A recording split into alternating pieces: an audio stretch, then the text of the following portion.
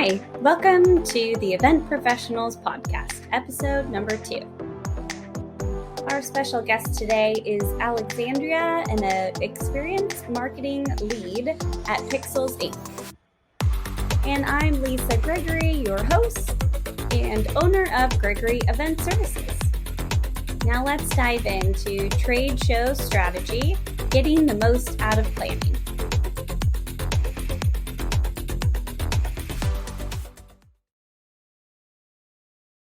Hi, Aleksandra. How are you today? Hi, Lisa. I'm great. Thank you for having me.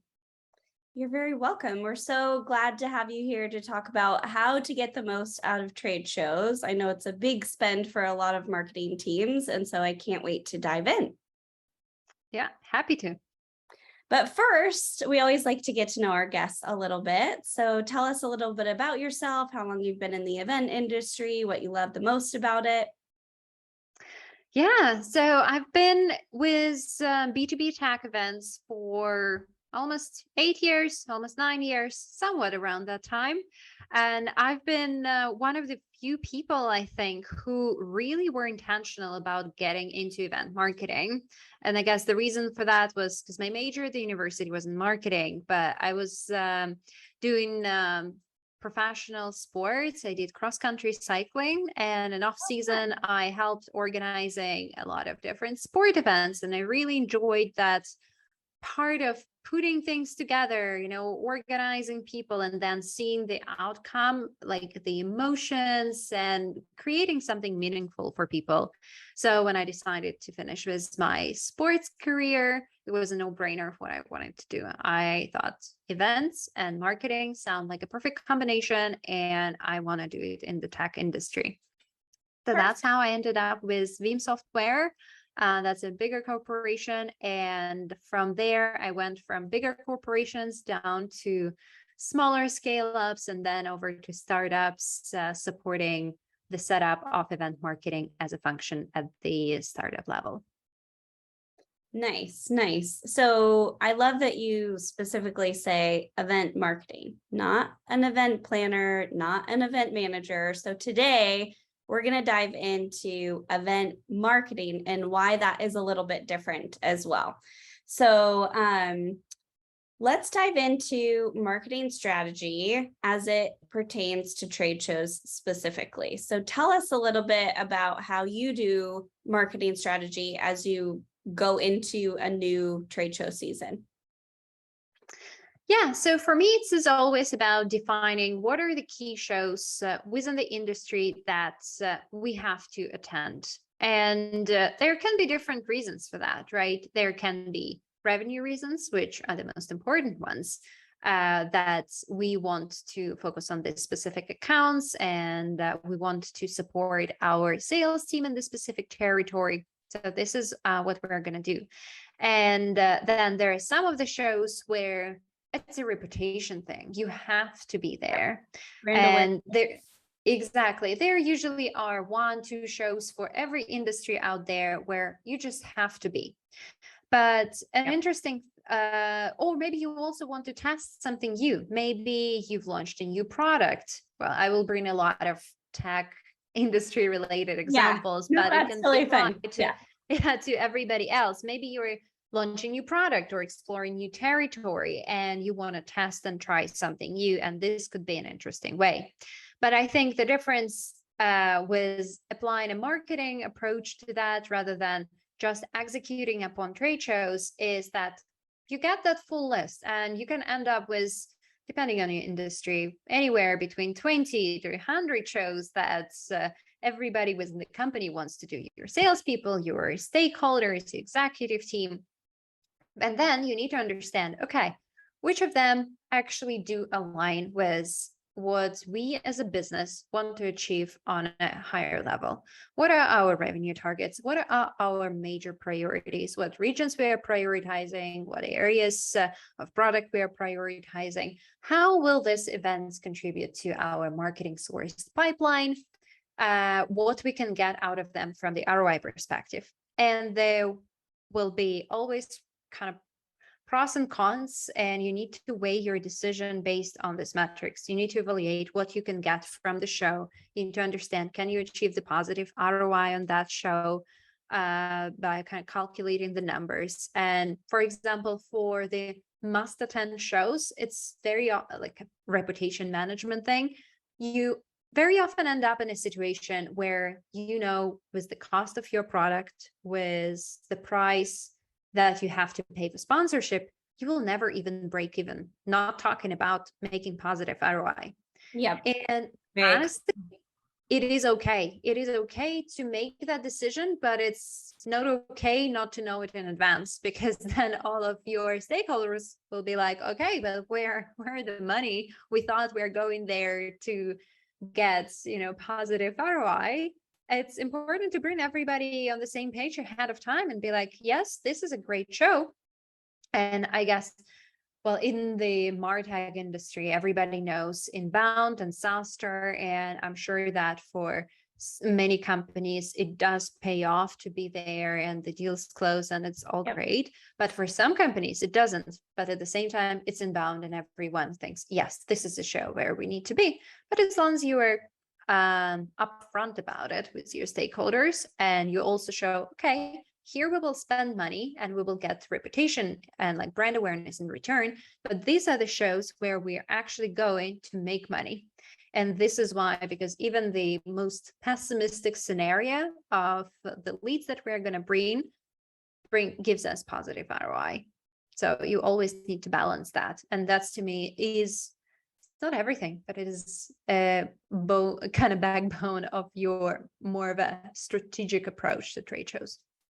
Well, and as we grow in the industry, so there's event planners probably all over the world that are watching. Some are starting out, some are kind of been in for 5 or so years. Some of them have been here for 20 years.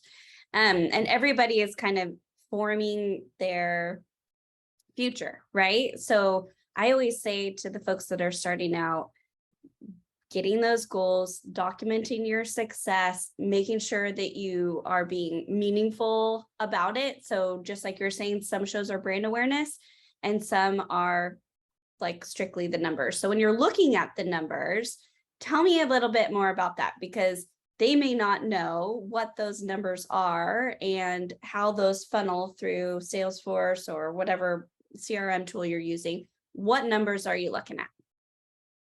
Yeah, so the kind of the bottom line is that you need to understand how much business you can make out of it. And to understand that, you need to estimate how much deals you can close for whatever business that is, right? Maybe you're in a consulting, or maybe you are selling hardware products, maybe you are selling software. So you know the average size of your deal. If you don't know, then somebody in the business knows it. Find that person who knows and who can educate you about that. You need to know that average size deal. Going into the show, you will know the information from the organizer.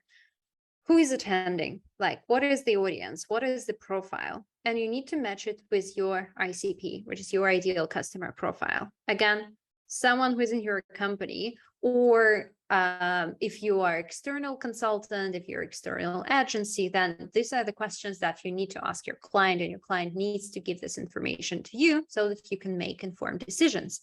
Compare it with your ICP.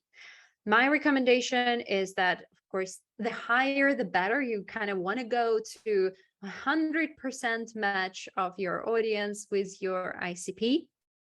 But it doesn't always happen to be so. And if it is on paper, it won't be that in the real life. But you need to have at least 30-40% of your ICP really solid ICP present at the show. Otherwise, if it's lower than that, the chances of you meeting them and having this meaningful conversations and actually continuing conversation afterwards are so slim that you're taking really high risk by going to that show.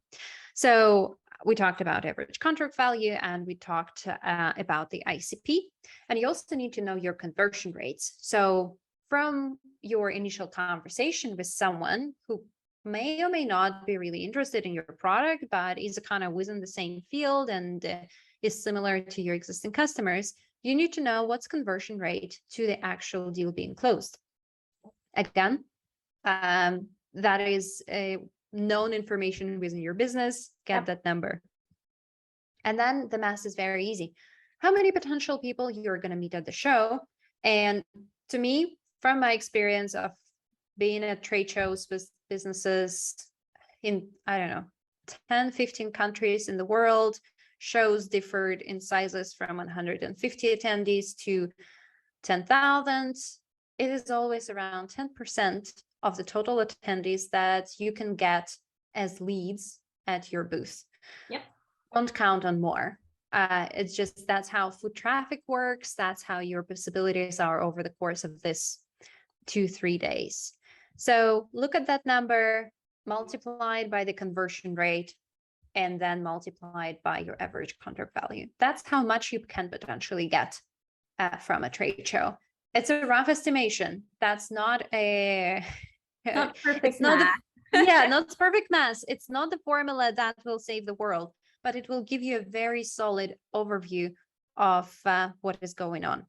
Yep, it'll give you a nice solid base to start from, and you can add on, right? Yep, we have clients to do pre-event workshops or mini trainings that are very, very targeted. So say you're going to the same show and you've been multiple years, then you have that list. We'll talk about that in just a little bit, so you can continue to nurture that list. So also, you're several years into your career. And I love that when we were chatting before, you were talking so much about event marketing and overall strategy and how you determine and you set those goals and KPIs. So you do that when in the planning cycle? So to me, it is always kind of planning ahead.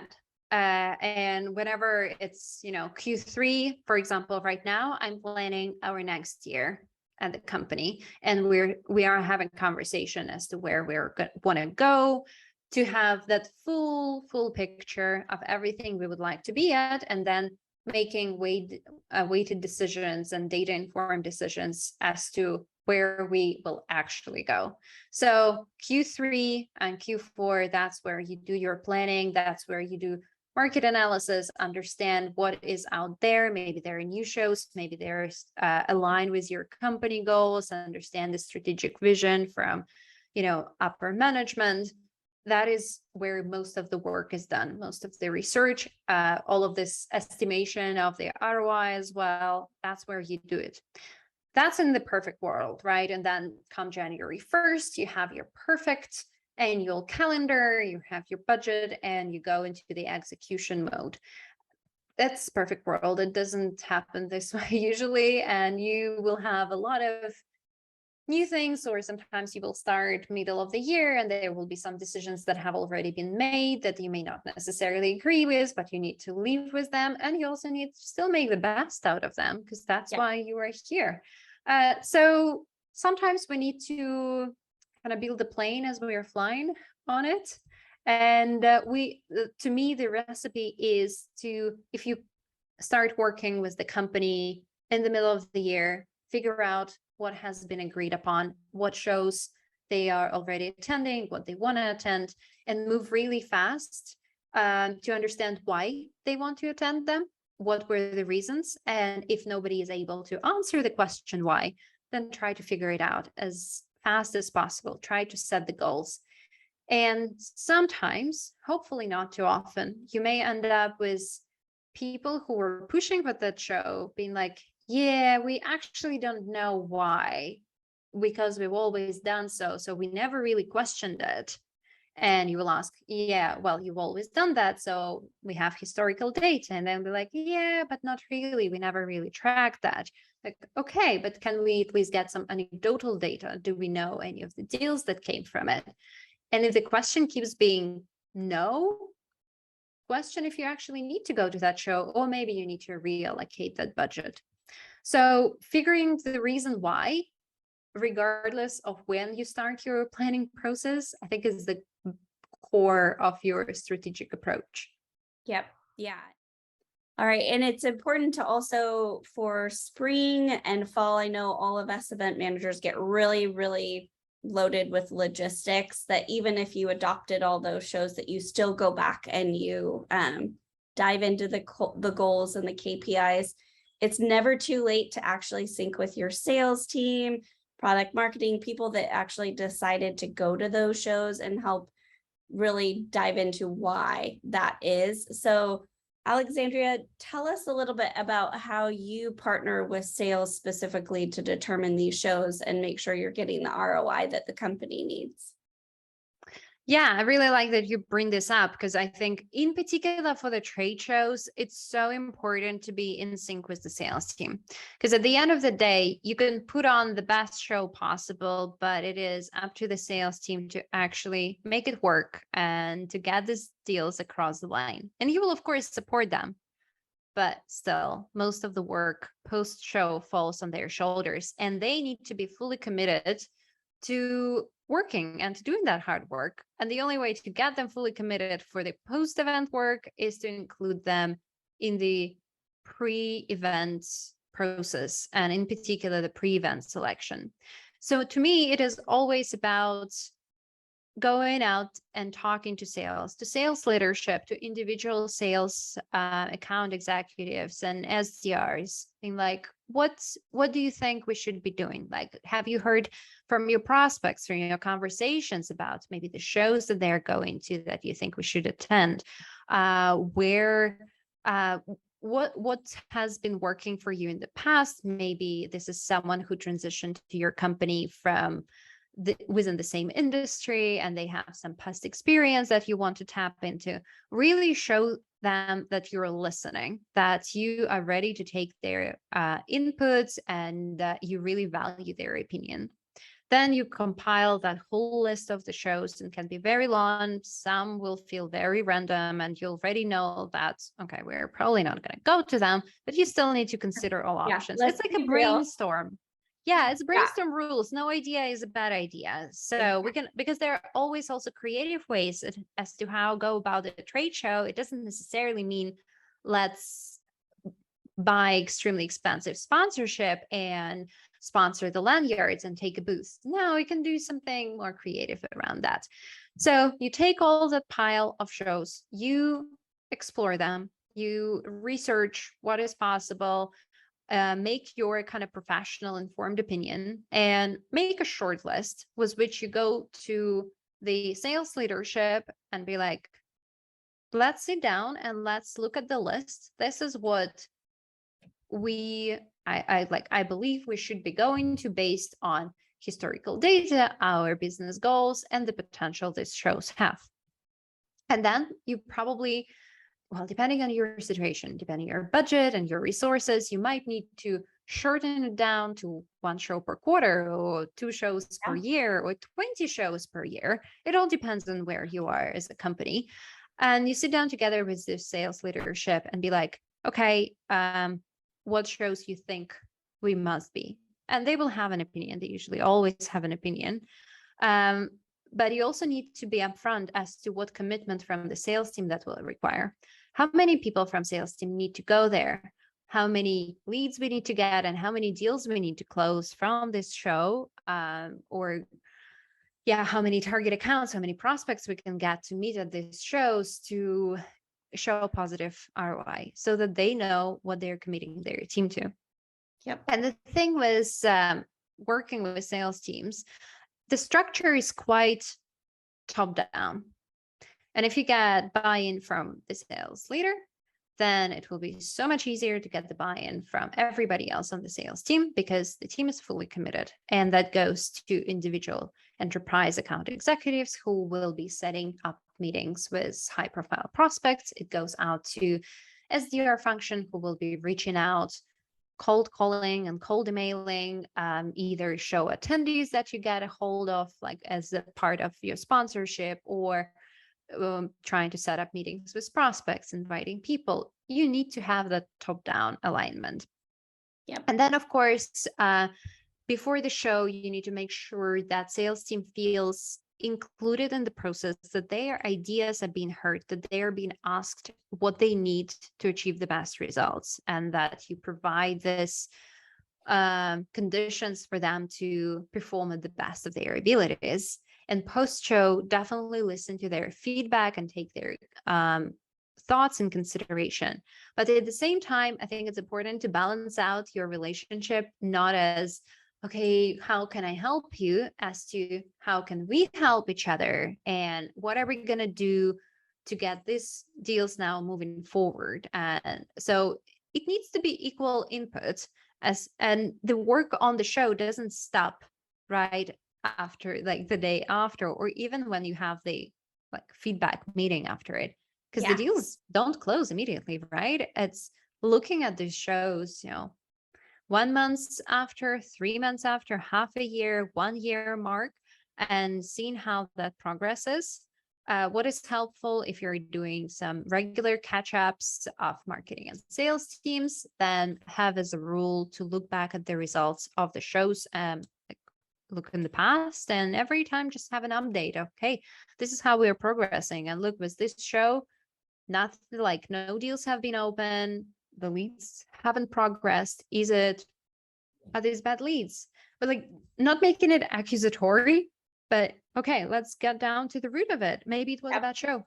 Maybe it was a good show a year ago, but now it's just going down, which is okay. Like everything, shows are on the rise and then they are in decline and other shows appear.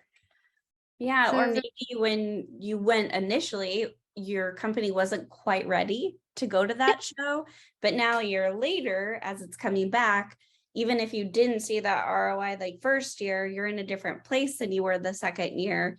That's why marketing operations is your friend. So, look, everybody, especially event managers, marketing operations, literally, if you have somebody good, you're golden. If you have a lot of work to be done on the marketing operations side, it can be a struggle. So I do recommend, if you are in event marketing, depending on your life cycle, get to know your ops person, make sure you understand how everything's funneling through, how they're scaling or scoring the leads, what that process is, and making sure that it reflects well with events. So I've joined companies where it doesn't skew very well for events. It's very hard to track that ROI, and it's okay to go in and provide that feedback.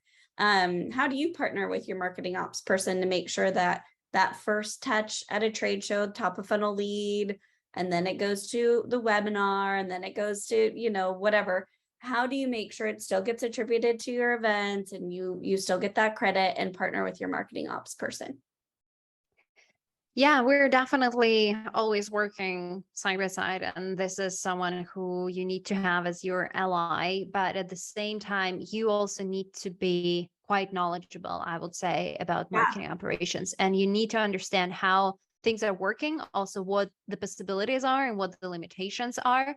And also, my big advice is always keep your event data within the same systems as everything else within marketing. Because if you start having your event data siloed somewhere within the event platform that doesn't really, or spreadsheets, even worse, and that doesn't translate well into the CRM, or it is a very special event funnel, which is often the case, like it's not going to play out well for you at the end of the year when you have evaluation of all marketing activities, because you can't compare oranges to apples. But the board of the directors or your C-level, they don't really have time to figure out, what are oranges and what are apples. They just want to look at the marketing activities. Yep. And make informed decisions as to what is going for the next year. So work with your marketing ops to figure out the system that will allow for events data and everything that's attributed to events be equally compared to all of the other marketing campaigns and other channels. And events are seen as a channel. You might want to differentiate between in-person events and digital, so that you can also compare the efficiency of digital versus in-person. Maybe digital are performing so much better for you because maybe your audience actually is not going to in-person shows because due to their profile, they are based in very small towns, like, and they don't want to travel. So there's so many ifs that only data will show you. But you really need to be on it, on top of it, and you need to be looking at these dashboards basically on a daily basis. And you will do a lot of following up and kind of reminding people. Also, working with the sales team, they respect when you're able to speak revenue language and rely on data that they also have access to. And you can pull up the dashboard and be like, look, here we have the shows. Here I've made the report where we have these leads that we got from an event lead by the account exec who was there. And this is how they have progressed. So what do we see here? What are our concerns? Like, how can we support moving forward? So once you speak this way, your sales team starts having respect to you, because they're like, oh, you actually understand what you're doing here. You're not just carrying roll-ups around. Yep, exactly. And for those folks that are moving from logistics into event marketing, you don't have to know all the things right when you start. Like asking those questions, building those relationships, seeking to understand is half the battle. And then documenting what's working and what's not working so that you can adjust and grow. So I know for, at least for me, when I started out, I was like, oh my gosh, like I would be like, Alexandria, this is a lot. Like I just know logistics and I'm so good at this. And now I need to know all this other stuff and work with all these other people. So for the folks that are listening that haven't gotten up to that point yet, that's where we want you to go. We want you to grow as event marketers. So just seek to grow, document, ask questions, be inquisitive, and you will get there. And folks will, especially in the industry. So that's what that Event Professionals Network is for. There's 200 and almost 250 of us in there that are just there solely to help you grow through this process. So I know, like, I hear you and I'm like getting flashbacks of when my manager was telling me all this stuff. It's like, I don't know how to do any of that stuff yet. Well, now many years later, I do, and it's great. And you know what? It's so much fun. It's way more fun to work with sales, be jiving with them, marketing operations, and really know all those nuts and bolts. It makes our jobs so much more impactful for the company. And you can bring the ROI that you so desperately wanted to bring. You just kind of hadn't known exactly what to do yet. So and this data gives you so many ideas actually as to what you can be doing with events. It's really the cycle that keeps informing each other. So that's 100% an area where you can grow infinitely as well. So I think there is no like ending, and I'm still learning as well. So it's just a process, and we're all getting better every day. Exactly.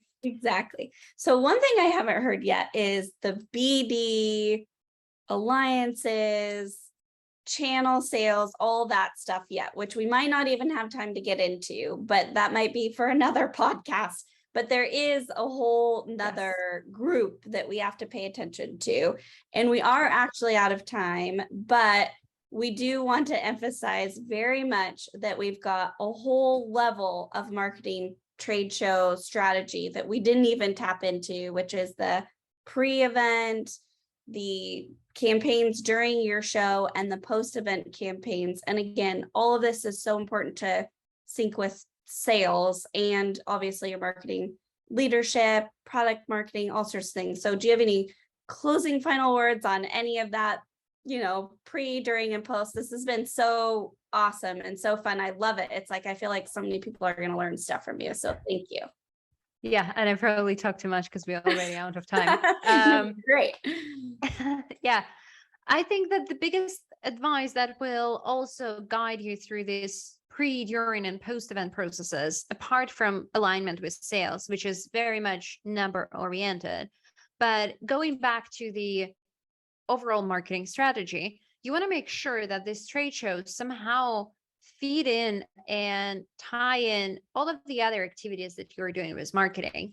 And you also want to think about the attendee journey. So they are meeting you at the event. So why should they be interested to continue conversation with you? What sort of hook can you provide them during the event so they have an extra touch point with you afterwards. As simple as hosting a webinar 1 week afterwards that you will invite all people during the event or after through the follow-up. And maybe you have some own event coming up in a couple months that you can sign up people right there on the spot, or maybe you can offer something else. So think about extra touch points that will be afterwards.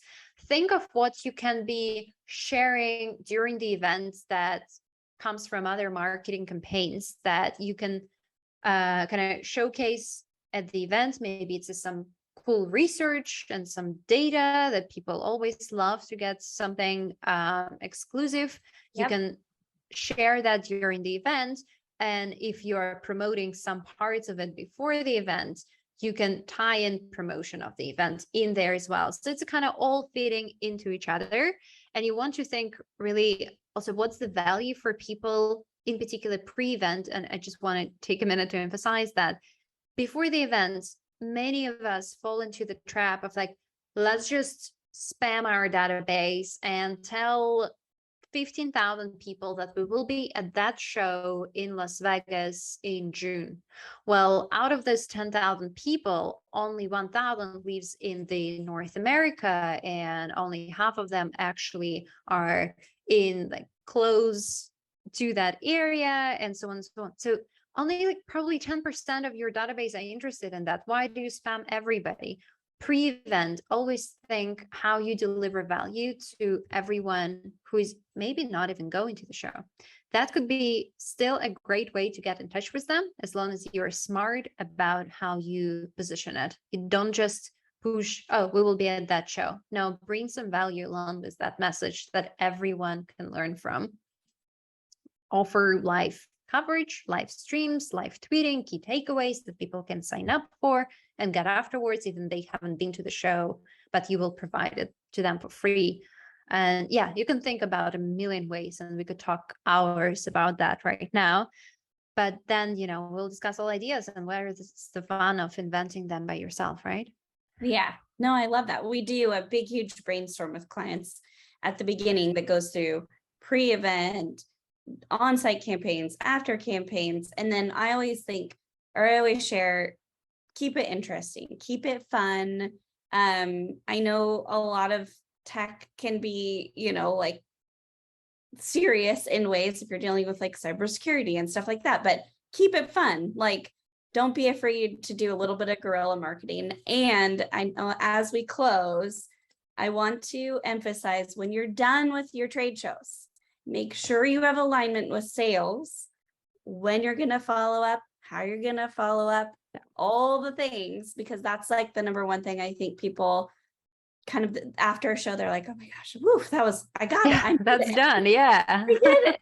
And then all of a sudden, those leads don't get to sales for a week, you know, and then it takes a week for sales to follow up, and then those leads kind of dry up. So make sure you have that plan, make sure you're really like watching your email, and you have also agreement from the show organizer when those leads are coming over. So just in case you're at another show or you go on vacation or something, those leads get over as quickly as possible.